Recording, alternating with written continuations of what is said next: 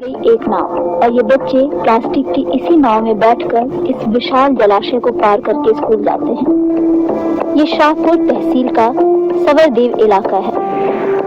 ये इलाका मुंबई से 100 किलोमीटर भी दूर नहीं है। तानसा डैम के कारण बनाए गए इस विशाल जलाशय के चारों ओर घना जंगल है।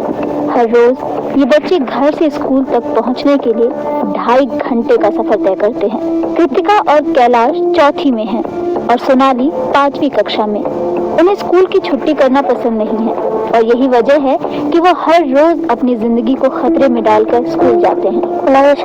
हम स्कूल जाना चाहते हैं और सीखना चाहते हैं, इसी वजह से हम हर रोज ये दूरी तय करते हैं। यहाँ एक लेक है, हम प्लास्टिक के बने राफ्ट पर बैठकर उसे पार करके स्कूल पहुँचते हैं। अगर वो डगमगाई तो हम गिर भी सकते हैं। तानसा डैम अंग्रेजों के शासन के दौरान करीब 100 साल पहले बनाया गया था। सदियों से आदिवासी इस डैम के चारों ओर फैले जंगल में रहते हैं। यहाँ रहने वाले आदिवासी बच्चों के पास स्कूल जाने के लिए इसके अलावा कोई दूसरा विकल्प भी नहीं है, क्योंकि यहाँ कोई सड़क ही नहीं है। सड़क नहीं है इसका मतलब कोई ट्रांसपोर्ट भी नहीं है। नतीजा ये होता है कि मारुति चिमड़ा हर रोज अपने बच्चों को लेकर 9 बजे स्कूल छोड़ने जाते हैं और फिर 5 बजे वापस लाने। मारुति चिमड़ा ने खुद ही अपना राफ्ट बनाया है। ये खतरनाक यात्रा उनके दैनिक जीवन का हिस्सा बन चुकी है। बिल्कुल, मैं उनके लिए डरता तो हूँ ही। मैं अपने साथ 3 बच्चों को प्लास्टिक की पाइप से बनी राफ्ट पर लेकर जाता हूँ।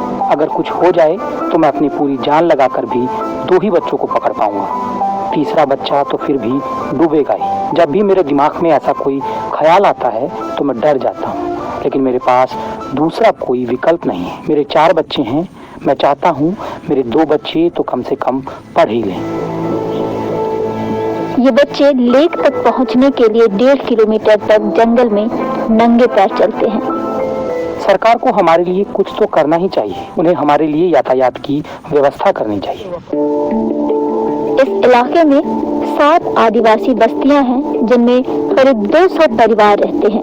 न केवल विद्यार्थियों को बल्कि बुजुर्ग, गर्भवती महिलाओं और बीमारों को भी इसी तरह की नाव से यात्रा करना पड़ता है, क्योंकि उनके पास कोई दूसरा विकल्प नहीं है। ज्यादातर लोगों के पास उनके अपने राफ्ट हैं।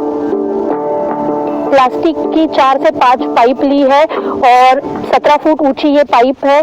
लकड़ी और डोरी से इसको बांधा है और लकड़ी का हम कह सकते हैं इस तरह बैठने की जो व्यवस्था है वो की गई है। इस तरीके से ये 2 या 3 तराफे के ऊपर रखे जाते हैं और इस पर ही लोग बैठ के सफर करते हैं।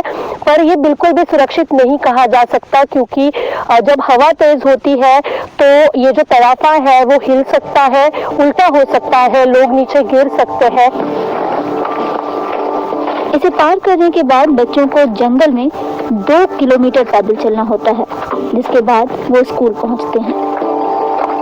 एवढा प्रवास करायचा म्हणजे थोडासा त्रास होणारच आहे। बच्चों के लिए ये सफर थकाने वाला है। हम इसे समझते हैं और जितना हो सके उनकी मदद की कोशिश करते हैं, लेकिन इससे उनके सीखने पर बुरा असर हो रहा है, क्योंकि जब वो इतना लंबा सफर पूरा करने के बाद स्कूल पहुंचते हैं तो मैं उनसे आते ही पढ़ने के लिए या दूसरे बच्चों के साथ मिलकर कुछ करने के लिए नहीं कह सकता हूं। हमें उन्हें कुछ समय देना पड़ता है। टीचर होने के नाते ये लोग मेरे बच्चों की तरह हैं। वो 8 घंटे हमारे साथ गुजारते हैं। जब तक वो यहाँ नहीं पहुँचते हैं या यहाँ से अपने घर नहीं पहुँचते, मुझे चिंता रहती है। उन्हें सेफ्टी किट मिलनी चाहिए जो उन्हें पानी के दौरान सुरक्षित रखे। आदिवासियों के विकास के लिए केंद्र और राज्य सरकार की कई योजनाएं हैं। इन स्कीम्स के लिए हर साल करोड़ों रुपए आवंटित किए जाते हैं। शिक्षा के अधिकार के तहत हर बच्चे को 8वीं क्लास तक पढ़ने का अधिकार है, लेकिन हकीकत ये है कि ऐसे कई आदिवासी बच्चे शिक्षा और विकास के लिए जान को जोखिम में डालकर यात्राएं कर रहे हैं।